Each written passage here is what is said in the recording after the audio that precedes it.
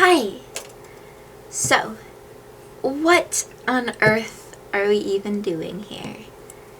Great question. Hi, I'm Amarah, and I am a part of the maraverse. And in the maraverse, we explore the depths of our psyche. We ask ourselves why. We let ourselves get a little bit. We let ourselves get as delusional, as scattered as we are. We let ourselves show up and be present and go down a path of further integration. If all of those words sounded like mumbo jumbo to you, that's okay. I do not know what your understanding of those words are. I only know that I show up with my understanding of those words, speaking my language, and if it resonates with you, thank you so much for being here. Today I'm going to be talking a little bit about what I am doing here, my plans going forward, what I've learned so far, thoughts on my mind. So, I would like to... I've been learning a lot about my rhythm in this process of uploading YouTube videos every single day and just sitting down and chatting. I think I would like to post my Substack posts before filming these YouTube videos, and then these YouTube videos can kind of be summaries of those Substack posts or further more free conversations on those Substack posts. I think that would be very exciting and would allow me to articulate my thoughts in a slightly more grounded way while still showing up in the present moment. It would also allow me to get another creative project out there before 3 o'clock comes around. And I have noticed that I spend a lot of my time in the mornings writing my Substack posts, gathering the research, and trying to tie together ideas. And I can feel this anxiety building in my chest, like, oh, it's gotta be all done by 3 because then I'll take this break. And girl, this is 15 minutes, give or take a few. You have a whole day. The reason that you set aside 15 minutes here is because it is only 15 minutes. Another piece of exciting information, I have started drawing tarot cards every single morning, 3 of them, and that has been so fun. I'm only 2 days in, but it's another process of learning about myself. And it's funny because I find that when I first start, it's really clunky and I'm like, I hate this. But to have created something at all is beautiful, and I find that the images grow on me over time. And as I extend more love into that process, I have even more gratitude for all of the energy that I put into it. It takes me back to this video I was watching earlier, on the ethics of, on what is an ethical act. And I forgot which philosopher this was rooted from, but no idea is original. I can link the video down below. I say that as though I don't care. I think it's important to reference where we sourced our ideas from, but I think that references and inspiration should supplement your own thoughts. And the reason that we reference is so that people can follow our process, not because some academic institution told us to. So that brings me back to what is a truly ethical act. And an ethical act is an act of freedom. The gateway between like one thing to the next is difficult for me to explain, so that's something that I'll definitely explore more, and maybe no promises, because I don't know where this post is going to lead. Include that bridge in my Substack post. But a truly free act requires that you are under no obligation to do something. But if an immoral act is acting in a way that... Yeah.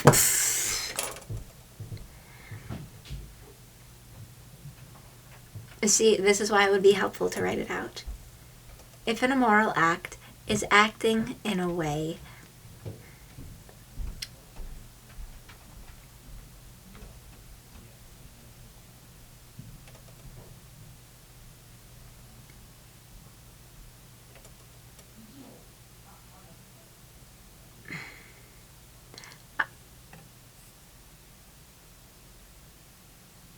I'm just going to find the video again and show you that when you act of your own volition, but you feign that it is an obligation, which is to say you're acting in a way that is totally free, totally your choice.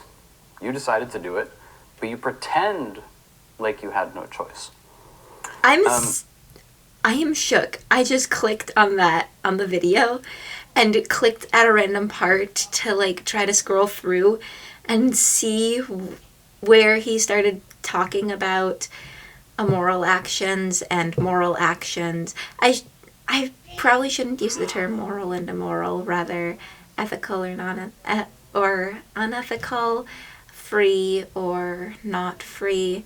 What I am seeking here is freedom, not necessarily ethics, not looking to be good in the eyes of anybody, just looking to be free, because freedom and goodness that's the direction that we're headed towards.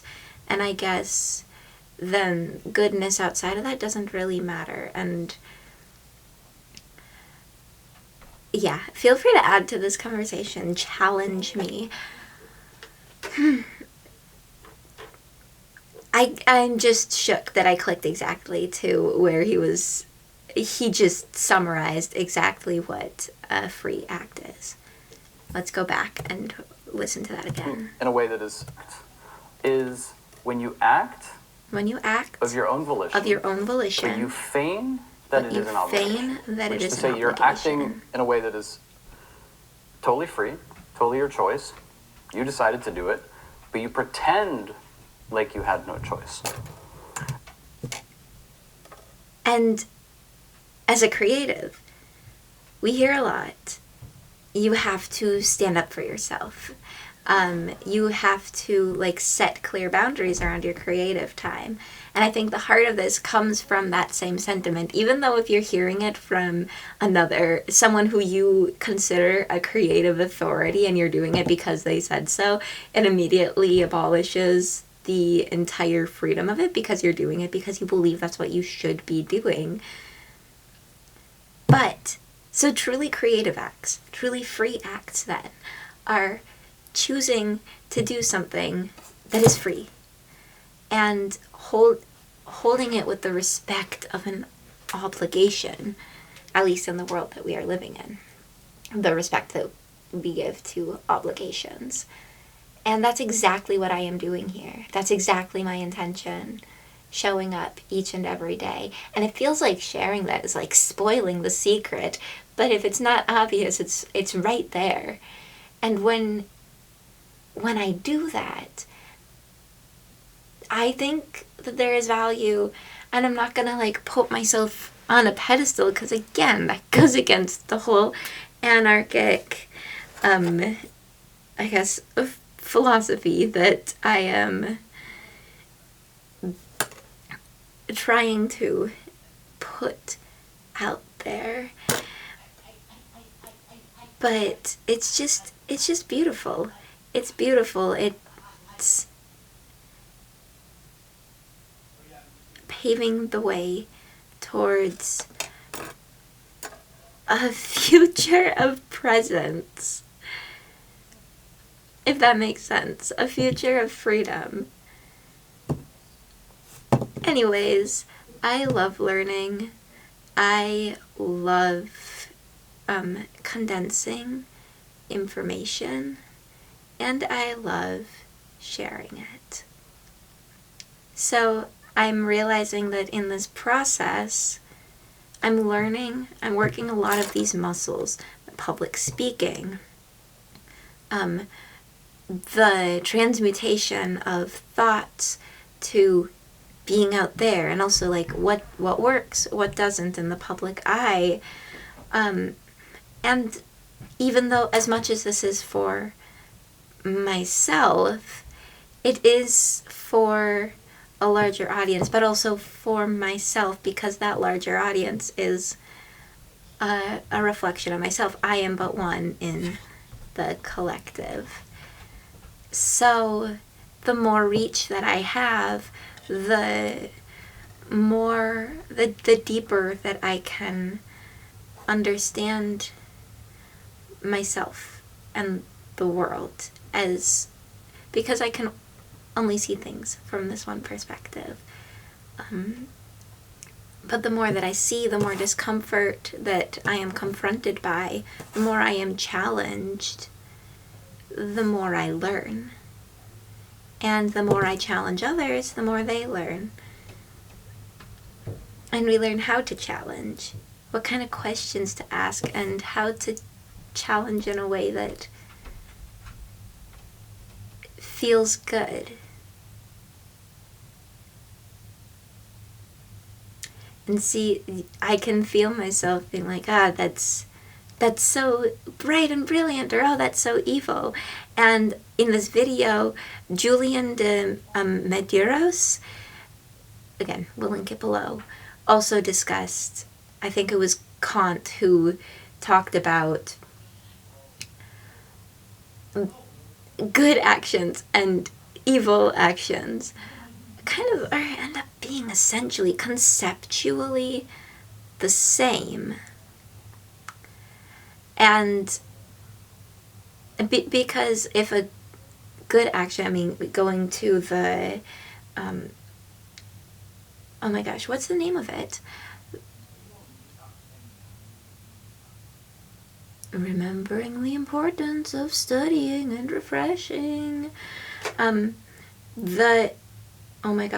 The universal, what's it called? Basically saying do things as an end in itself. Well, then a good action is do an action that is done as an end in itself, and an evil action is also an end that is done as an end in itself, i.e. enjoyment for enjoyment's sake, or learning for learning's sake, or even good for good's sake, or evil for evil's sake. Any true action,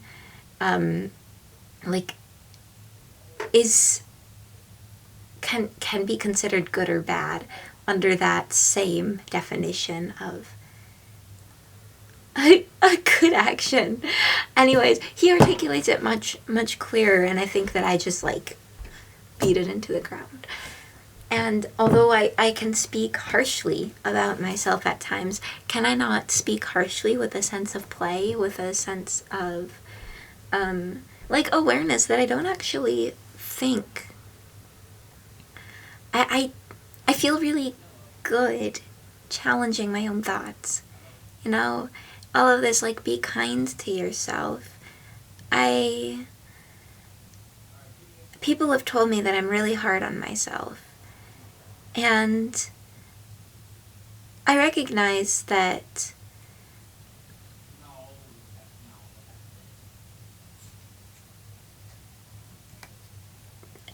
thoughts that lead to inaction or acting out of obligation can largely have a negative impact on my experience of reality. I also think that my reality is so enriched because I'm constantly in this pursuit to sharpen my senses, even down to the point of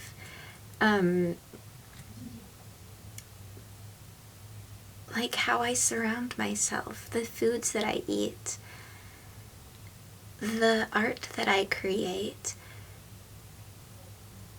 it's constantly in this process of expanding and constricting and expanding and constricting. The language that I use.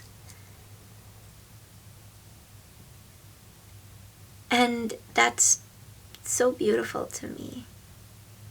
So with all that, I hope that you can see the beauty in yourself. And yeah, stay curious, stay creative. That's a command. Write that book. Do it. Rest is a part of the process. But rest won't write your book for you. Yay! Love you.